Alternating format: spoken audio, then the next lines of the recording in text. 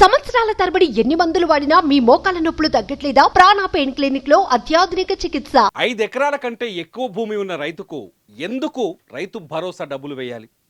5 ఎకరాల కంటే ఎక్కువ భూమి ఉన్న రైతులను భూస్వాములుగానే ఎందుకు గుర్తించకూడదు అని ఒకరు చెబుతుంటే, 5 ఎకరాలు కాదు సాగు చేసే భూమికి మాత్రమే రైతు భరోసా ఇవ్వాలి, సాగు చేయని భూములకు డబ్బులు వేయాల్సిన అవసరమే లేదని మరికొందరు చెబుతున్నారు. మరి ప్రభుత్వం ఏం ఆలోచిస్తోంది? రైతు భరోసా ఎవ్వరికి ఇవ్వబోతోంది? పూర్తి కథనం చూద్దాం.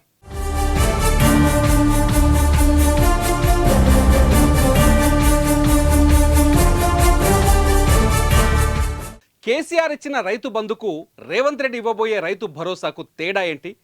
గతంలో కేసీఆర్ సర్కార్ ఇచ్చినట్టే ఇప్పుడు రేవంత్ సర్కార్ కూడా రైతు భరోసాను నేరుగా బ్యాంక్ అకౌంట్లో వేస్తుందా? కేసీఆర్ ఉన్నంతకాలం రైతులకు ఎకరాకు 10,000 రూపాయలు వేసేవారు. ఈ సాయం పంటకు 5,000 చొప్పున అందించేవారు. అయితే రేవంత్ రెడ్డి ఈ సాయం మొత్తాన్ని ఎకరాకు 15,000కు పెంచారు. అయితే మొన్నటి దఫా 10,000 చొప్పునే బ్యాంక్ అకౌంట్లో డబ్బులు వేశారు. ఈసారి ఎకరాకు 15,000 రూపాయలు వేయాలని నిర్ణయం తీసుకున్నారు. అయితే ఇక్కడే అసలు చిక్కొచ్చింది.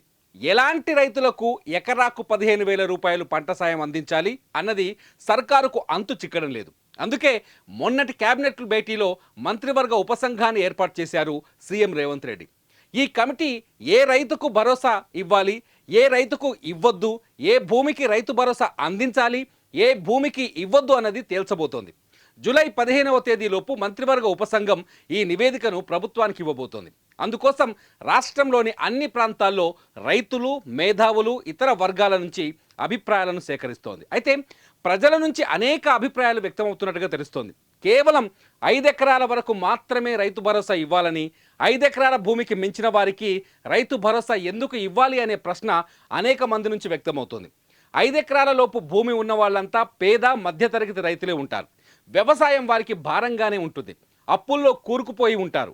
పంట దిగుబడి ద్వారా వచ్చే డబ్బుతో మళ్ళీ పెట్టుబడి పెట్టే పరిస్థితిలో ఉండరు. కాబట్టి 5 ఎకరాల లోపు ఉన్న రైతుకు మాత్రమే ఆర్థిక సాయం అందించాలన్న డిమాండ్ వినిపిస్తోంది. ఇదిలా ఉంటే కేసీఆర్ కాలంలో రాళ్ళు, రప్పలు, కొండలు, గుట్టలు, పడావు భూములు, చవట నేలలకు కూడా రైతు బంధు పడింది.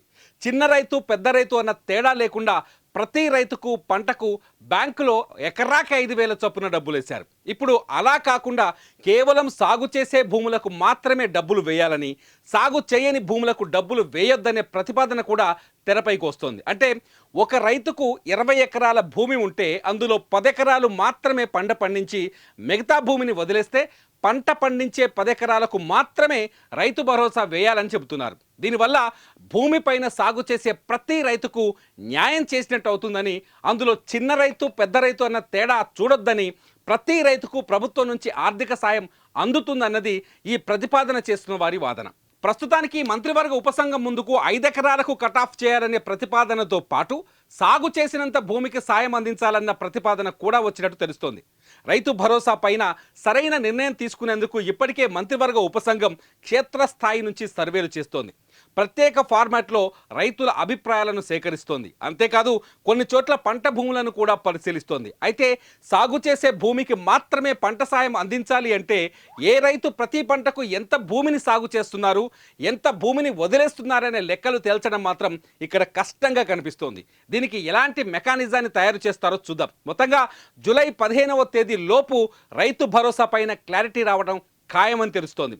ఎన్నికల్లో హామీ ఇచ్చినట్టు రేవంత్ రెడ్డి సర్కార్ వచ్చే పంటకు రైతుల ఖాతాల్లో ఎకరాకు 15,000 చొప్పున జమ చేసేందుకు రెడీ అయినట్టు అర్థమవుతోంది.